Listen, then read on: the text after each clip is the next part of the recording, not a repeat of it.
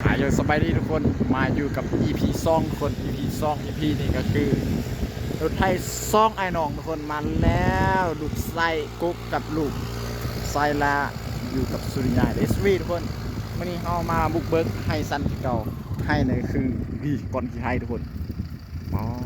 ดก่อนมักใหญ่นี่แหละทุกคนจังหวะนี่เขาขึ้นนี่จังหวะนี่แหละเขาจะบอกจังหวะนี้พวกเราขึ้นมูเป็นนี่ก็จะซาหรือว่าจะฆ่าง่ายว่าสันซะจังหวะนี้ถ้าให้จำตินคือว่าฆ่าเลยต้องจงทางขึ้นหน่อยนึงเอ้วู้จดพอเรามึงอย่าให้ทางขึ้นว่ามีขึ้นทางได้หนอดุดทางทำมันไหมงูเบิ้งดิให้ทางขึ้นมีขึ้นซะมึงต้องวางแผนไว้ก่อน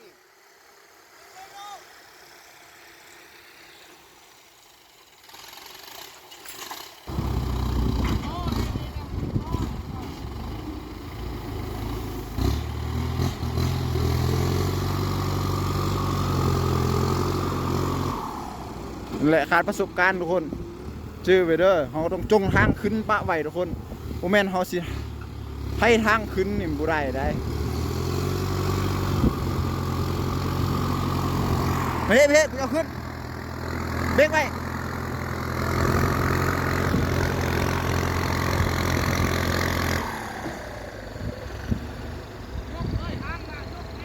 ลงมาเฮียหมูสร้างเอาขึ้นแล้ว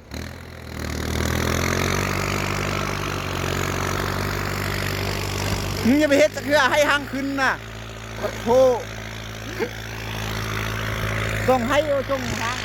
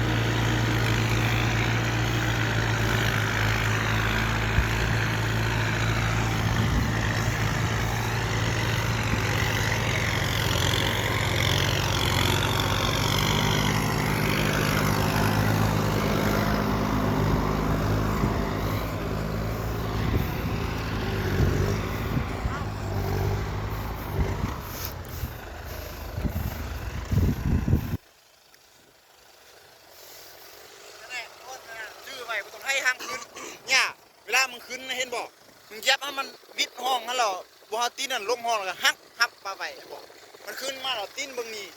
อันวิดห้องนี่เลยเขี้ยวฮักหางหน้าฮับไปซิกออกมันเรียบห้องมันมากก็ได้เลย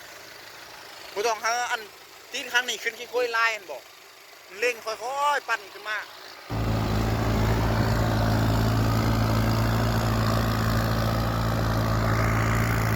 ให้ทางขึ้นละดีมึงมีหาเห็ดอีกจักเทือเด้อ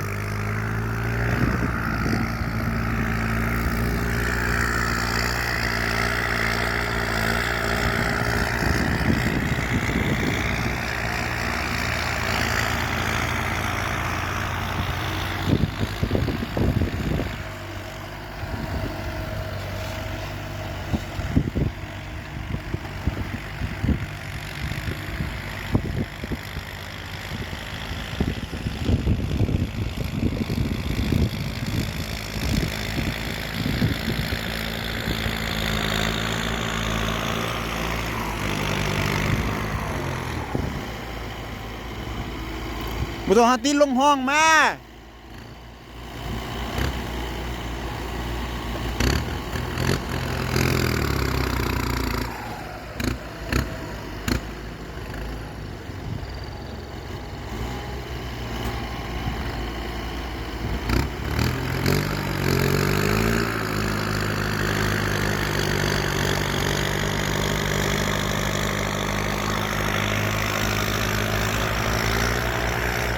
ลงมาลุ่มก่อนลงมาลุ่มก่อนเอ้ยลงมาลุ่มหัวหน้า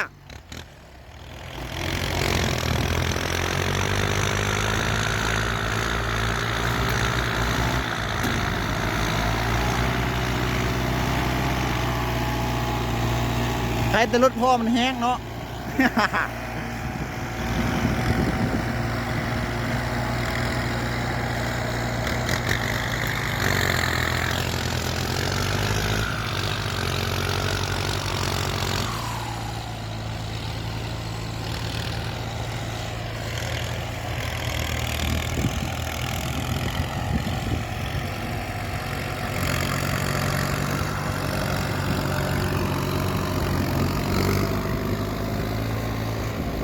เอ้ยเบิ่งมอดขึ้นเนี่ยเบิ่งมัน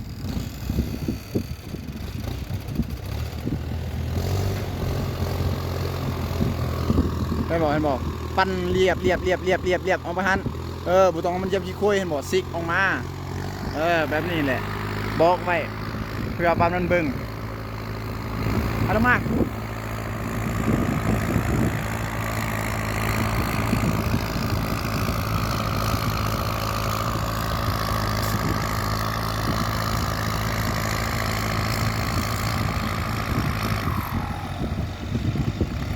ห้ามแล้ว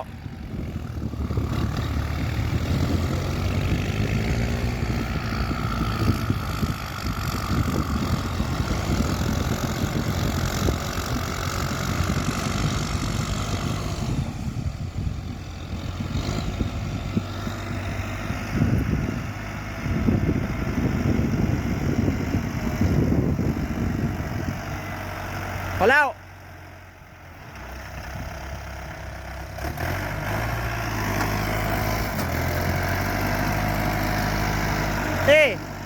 หยุดก่อนเนี่ยมึงให้มึงก็ต้องตรงหอนนี้มันก็ยกนิดนึงเห็นบอกมึงปั้นเรียบไปเนี่ยฮาตินนี่อันไปเหรอนะลงไปได้นิดนึงพอปั้นแม่เดี๋ยวก็เลยค่อยเรียบไปหักไล่โพดหักตีนหักไปหักมากมาหักมาแล้ว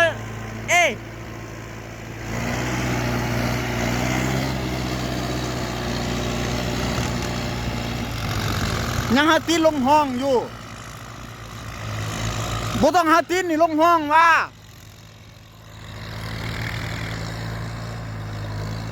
เบิ่งขึ้นบอกมันไปเดินก่อนมันนี่ให้ลงมาให้มันเบิ่งก่อนเดี๋ยว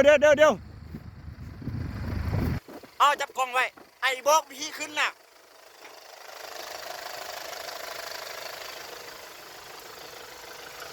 เอาจับไว้เนี่ยใช่แน่รถวิธีขึ้นน่ะผมต้องเอารถทิ้งรถลงห้องกู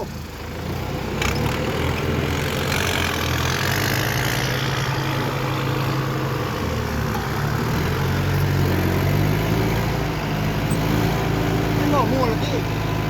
รถเอาทิ้งรถหมดนัดจ้ะที่มาก็ตีล้างรถหมดนัดน่ะ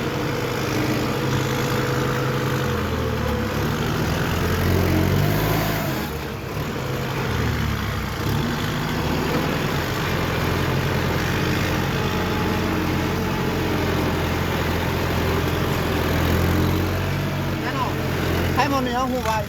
นี่รู้ลูกค้าถ้าถูกนี้นั่นก่อนไอ้สั้นค่ะเที่ยวประมาณ50 เซนเรียกเดี๋ยวหันทำไปเนี่ยมันบอกว่ามันล้มห้องนะแล้วตัวตรงนั้นทิ้งทั้งนี่ล้มห้องนะมันจะบอกแล้วตัวตรงมันขึ้นทิ้งมันเรียกนี่บอกตัวนี้นะครับเอาไปเรียกเลย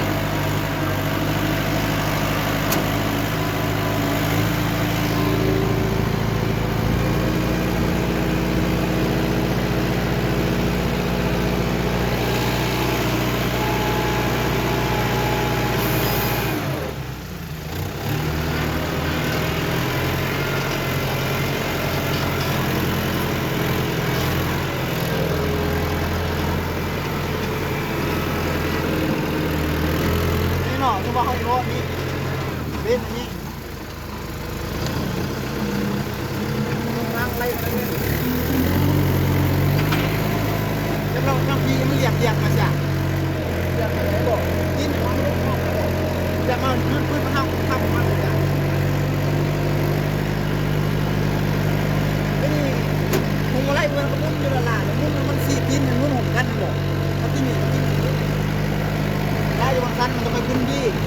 มันมุ่งรับดินเรื่องรถ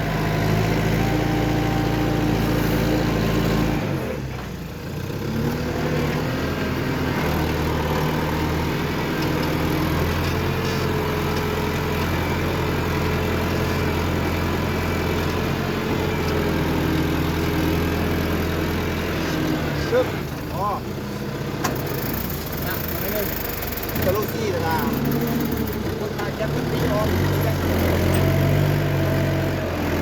บอกกันยังคอยทำกันจ้ะ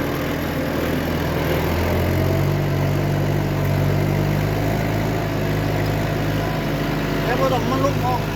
เอารถถูกมันขึ้นตัดไปแล้วขึ้นเลย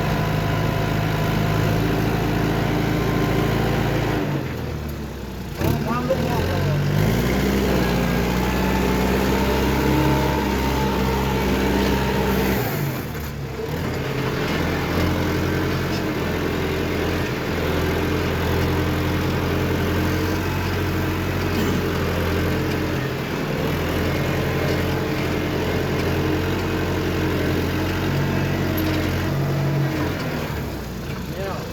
ได้มาโลซี่เขาบอกคนเรียกให้ง่ายเขาตัดแต่งานนี่ก่อน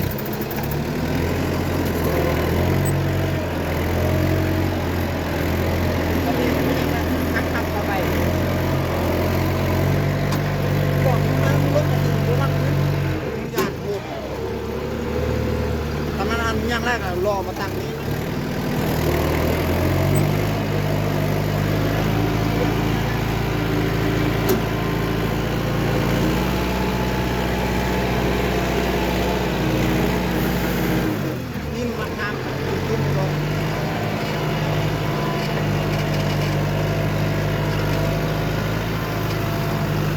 พ่อ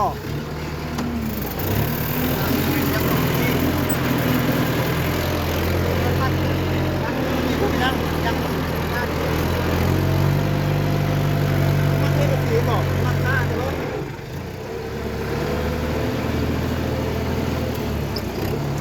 เราคิดว่าบอกเขายักษ์ในบุคคาบอกแล้วมันเล่นนิ่มบอกยักษ์ห้อยมาในบอก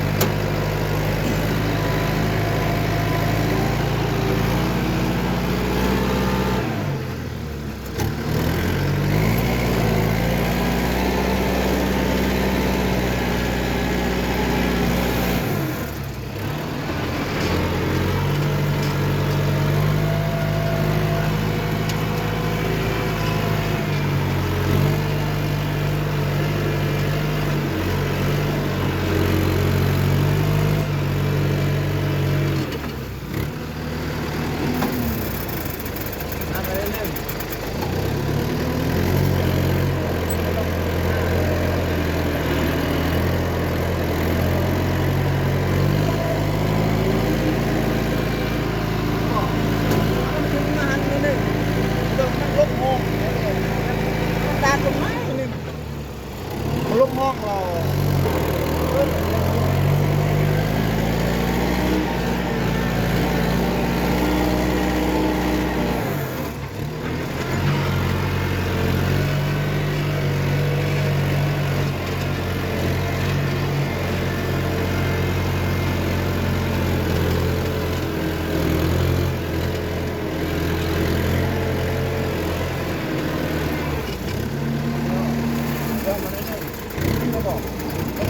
มันดิ้นอันนี้ดิ้นนี่มันยะขึ้นดีเสียกันดิ้นบ่ยะขึ้นดีมันหักเกินไปเองหรอกบางทีเจ็บก็ที่ห้อง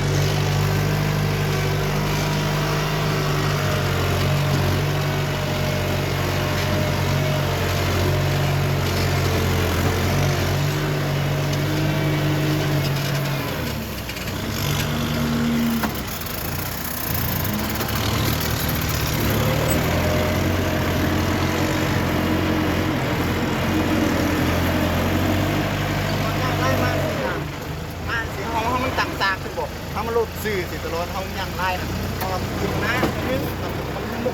ขึ้นทางนั้นล่ะ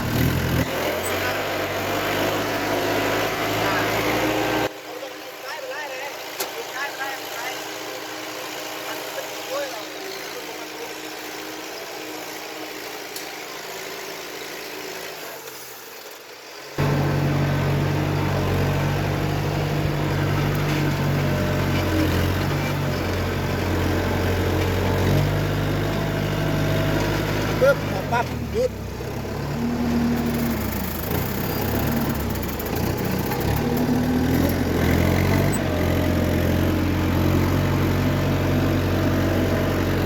หักเข้าไป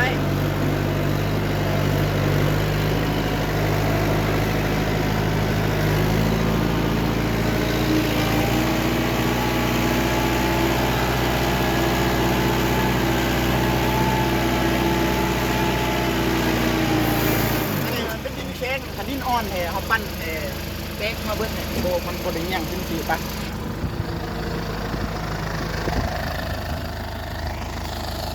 ให้ซักหุ่นเลยเด้อเอาหัวไปหุ่นมันยันมันห้ามให้ไหม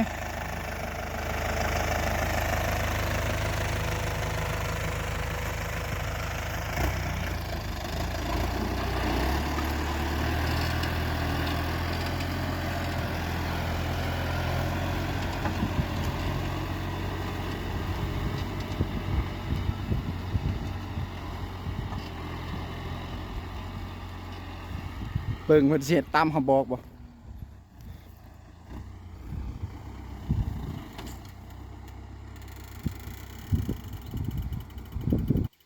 เพราะตัวนี้มันต้องได้โยกห้างก่อนเนาะ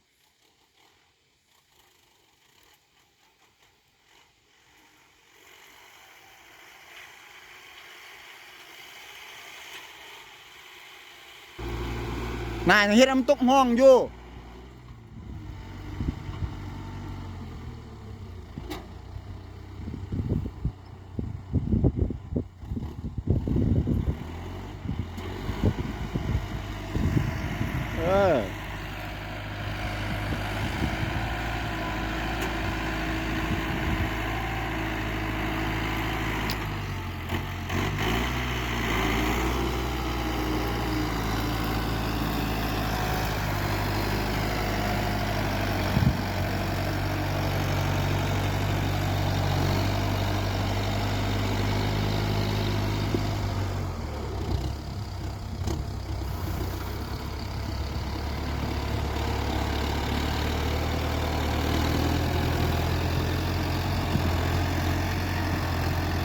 ถ้าดินมันเป็นก้อนนี่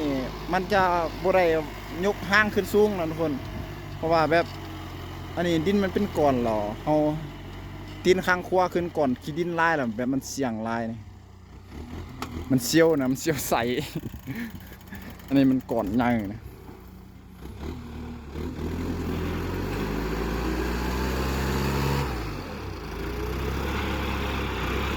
ไม่ต้องเร่งแห้งเร่งค่อยๆ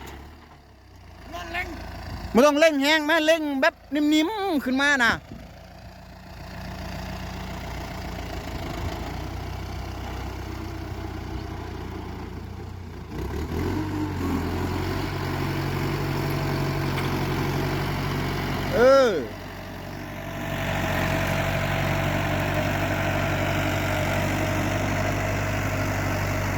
โอเคทุกคนคลิปนี้ก็จะจบเพียงเท่านี้ทุกคน